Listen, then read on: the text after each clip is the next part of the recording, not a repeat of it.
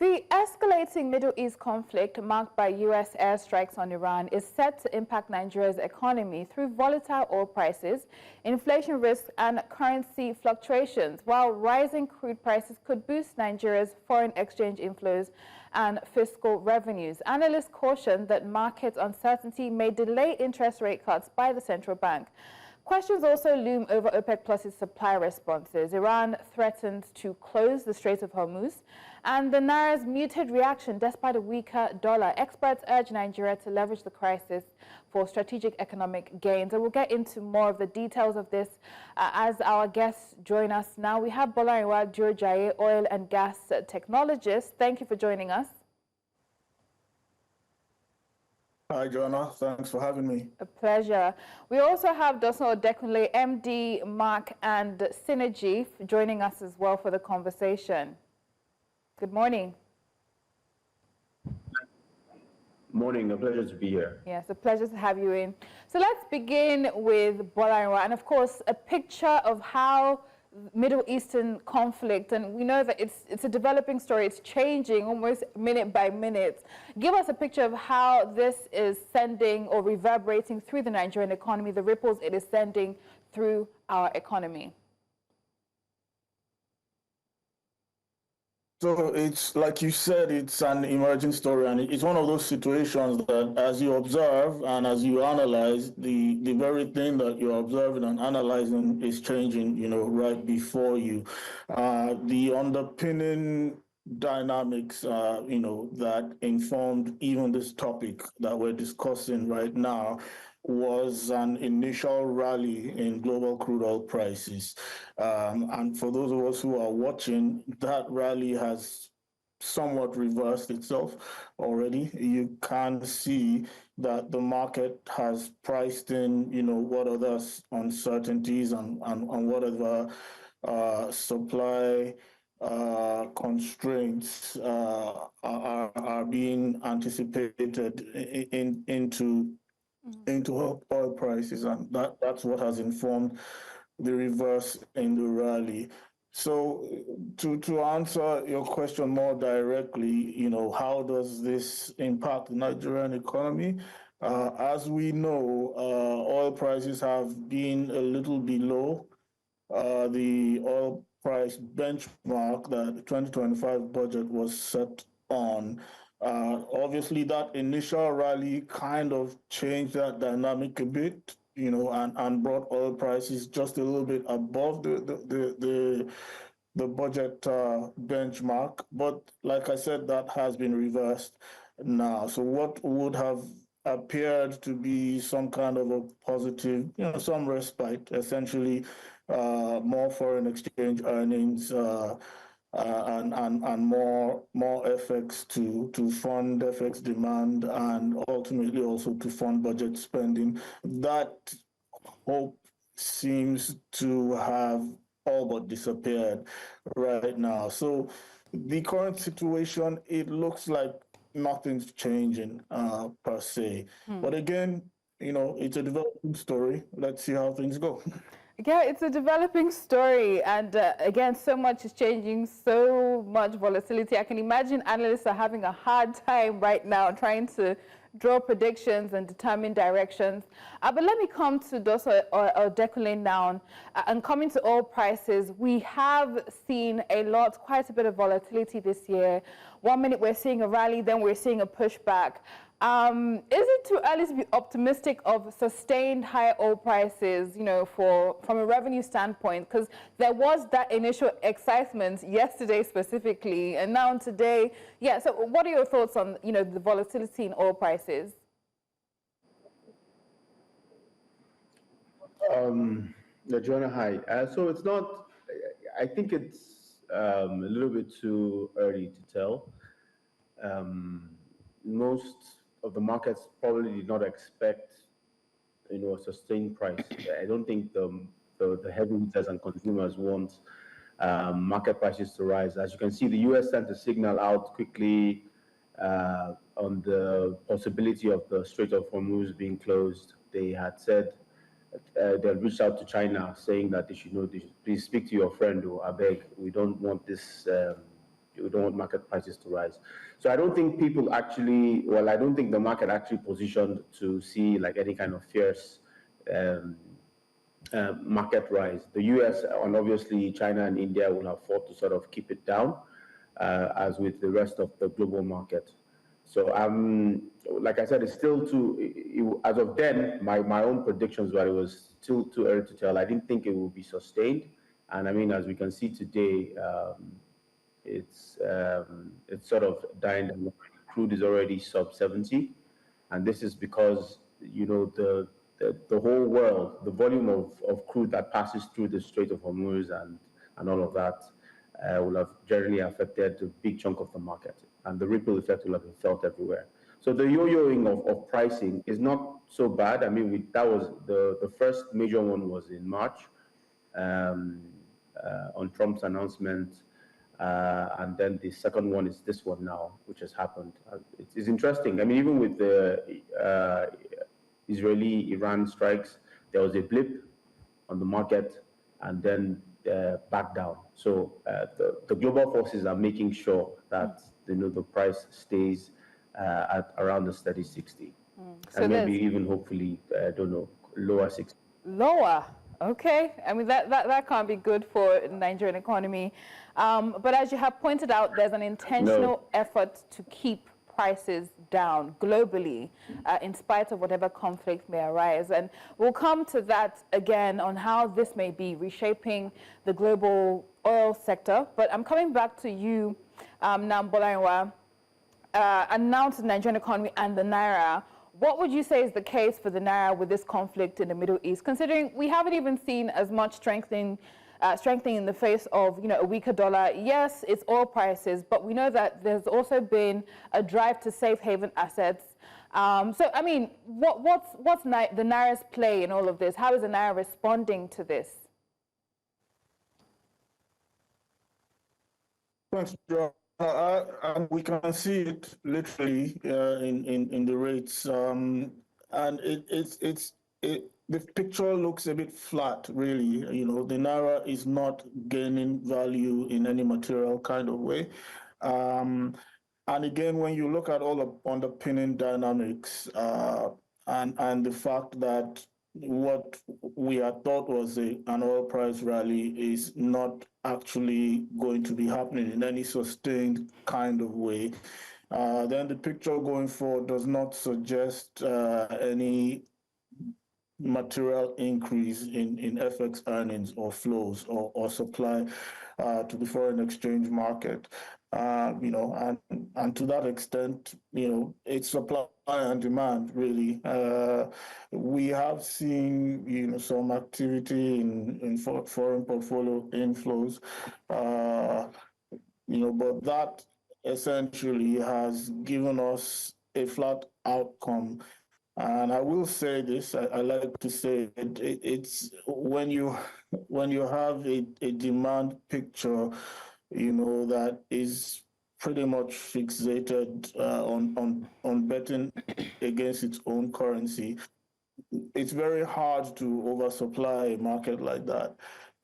You know, the Naira strengthens and people with liquidity just buy more dollars. You know, it's extremely hard to oversupply a market that is bent on betting against its own currency at scale. And I think that's what we're seeing. That's the outcome we're seeing right now. Unless we have a picture, you know, where supply is overwhelmingly trumping demand in a sustained kind of way, unless people literally start to lose money by betting against the Naira. This is what we're going to be seeing. We might see some increased supply, and then demand will just catch up with it. It's a picture we've been seeing over and over again. So for me, the current situation is flat, and the outlook is probably the same, to be honest. All right, so we'll see. I'll quickly say, if you don't mind, that that's not necessarily a bad thing. Macroeconomists will tell you that the more important thing is stability. You know, so if this is stability, then it's a good thing.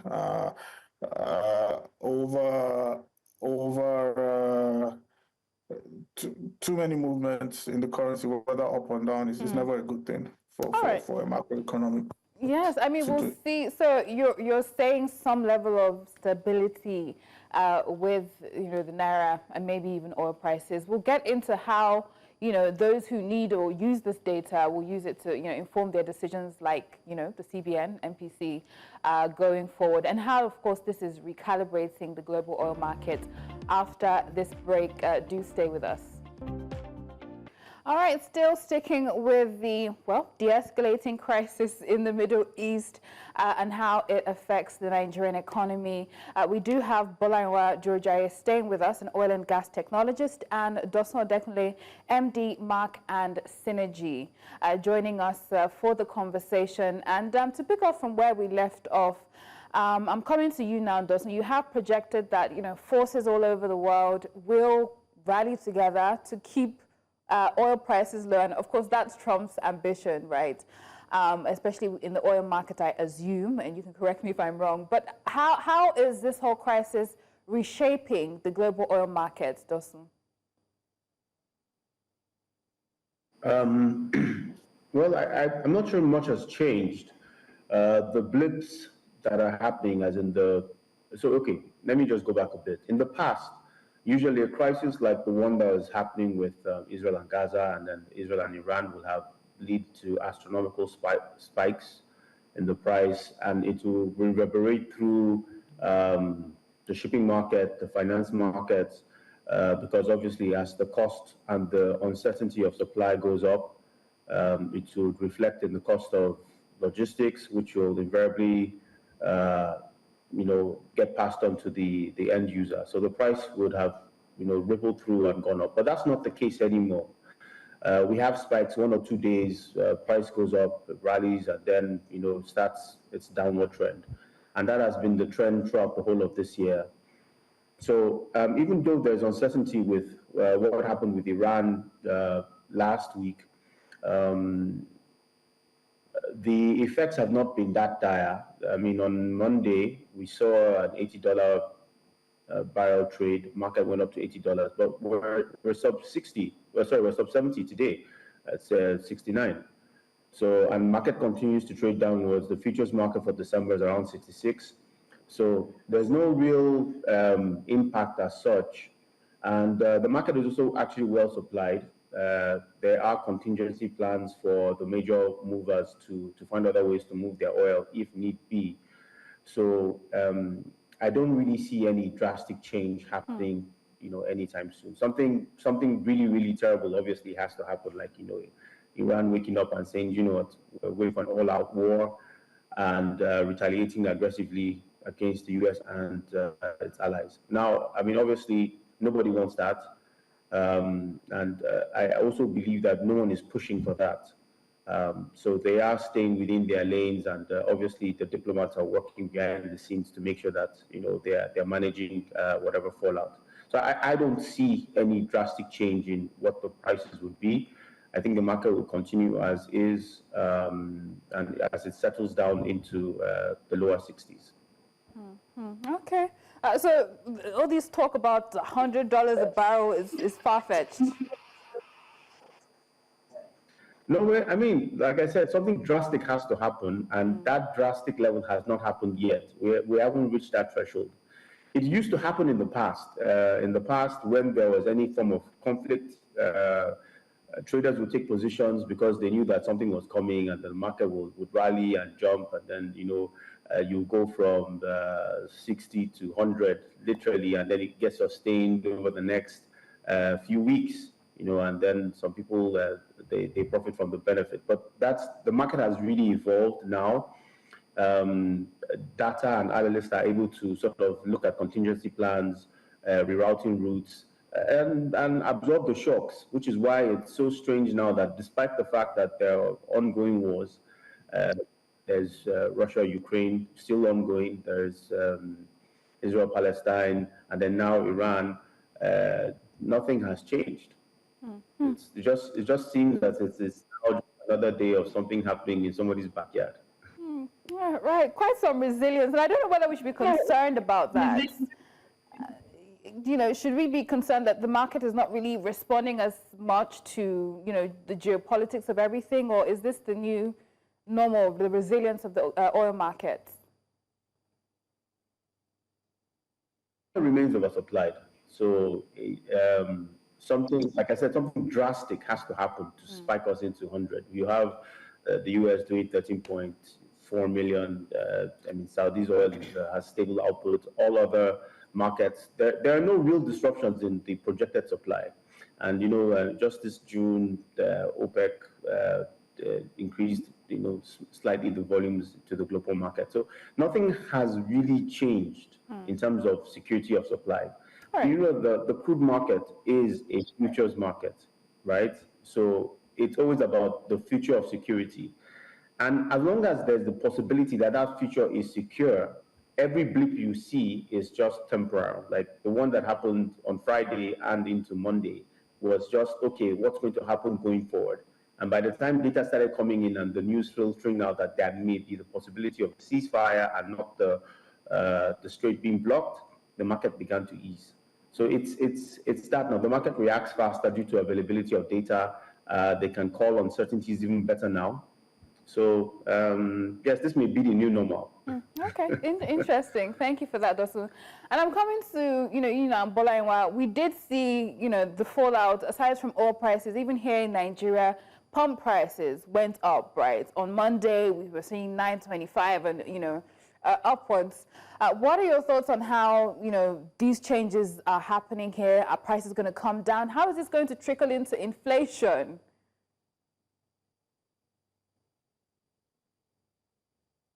I think prices will come down.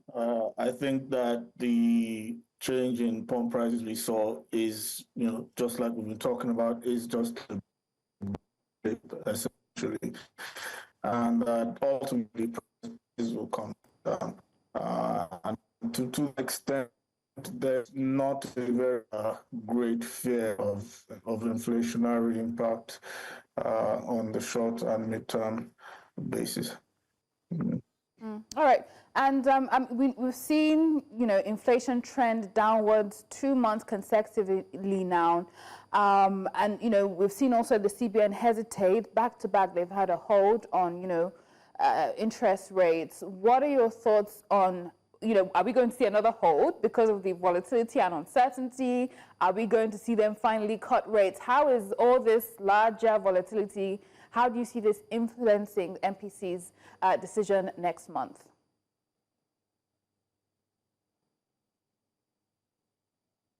Bolarinwa. And I'm no macroeconomic expert. Yes, can you hear me? Yes, I can. Go ahead.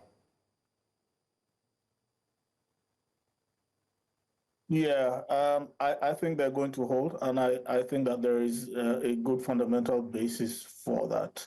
What we're seeing in terms of the trajectory, the inflationary trajectory is a good thing, but it needs to be sustained a bit further, just like you said, especially against the backdrop of the uncertainty that's going on. And, we have talked about the fact that these have been blips. The situation seems to be moderating somewhat. Markets seem to have priced in a material reduction in escalations.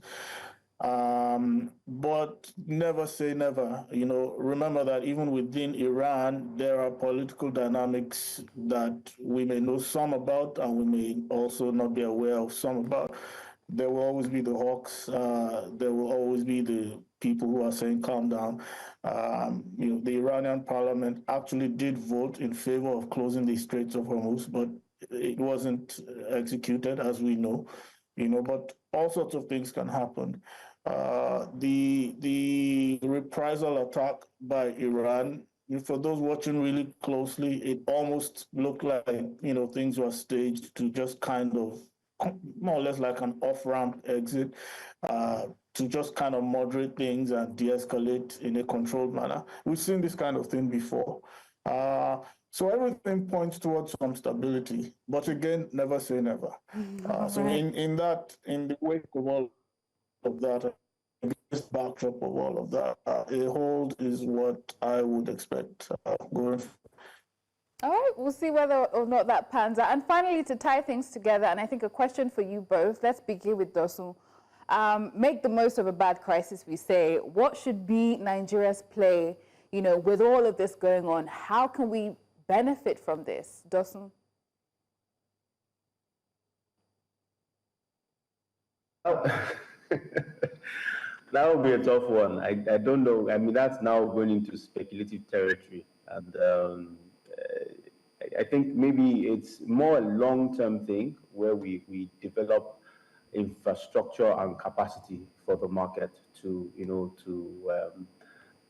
I'll say we'll profit from these kind of volatilities that happen, strengthen our markets, strengthen our shipping infrastructure, strengthening our support, in terms of finance, being able to move these volumes out.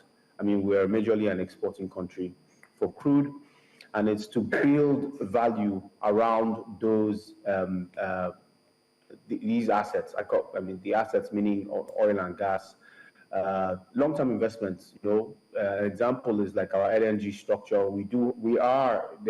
There's a way we say it in oil and gas that we're a gas country that produces crude. We've got massive, reserves of gas. And these are the things that we should be investing in. Like I said, long-term infrastructure, such that these conflicts will always come. I don't think there's any year there's no conflict. But it is this long-term investments that actually help us, invest. This will go away, or at least the market's perception of it will go away. Russia and Ukraine are at the back of our heads, literally. It's happening every day. But it's not a daily decision when we're making market moves, because it will now become part of the norm. And I think that's probably what's going to happen as more and more wars do happen and conflicts happen. They will just fade into the background while they're continuing. So my take would be have a long-term strategy for things that make you resilient to the market and also put you in a position to profit from it when these things happen. Interesting. So building resilience here in Nigeria. And coming to you now, Bolarinwa, what's your perspective? Is there any silver lining in this for Nigeria? Yes, indeed. I think that this situation, for instance, underscores one major thing: refining capacity. In the past, when you had low oil prices, our budget funding suffered. When you had high oil prices, the whole subsidy matter. So we were losing on both ends of that situation. But with our more recently acquired ramp up in refining capacity, we're already essentially on the way towards building the kind of resilience we need to build. Be that as it may, you have to refine feedstock. You need crude oil to feed your refineries. So the opportunity for us here is a renewed focus on expanding our crude oil production output, so that in situations like this, we have more crude oil to sell at whatever higher prices the market is saying they are. And also, we have enough feedstock so that refineries at the scale of the Dangote refinery, for instance, will not have to go and buy crude at higher crude prices in situations like this, however limited in scope and time they are. So that resilience happens when we have enough domestic oil production, like I said, to sell, and also as feedstock to our rapidly expanding refining capacity. It's a renewed focus on that will build the resilience we need to have. It's already happening. We just need to hunker down, and drive it further. All right. A great conversation, gentlemen. Thank you for joining me. Bolarinwa Durojaiye, oil and gas technologist, and Dosu Odekunle, MD, Marque and Synergy. Thank you.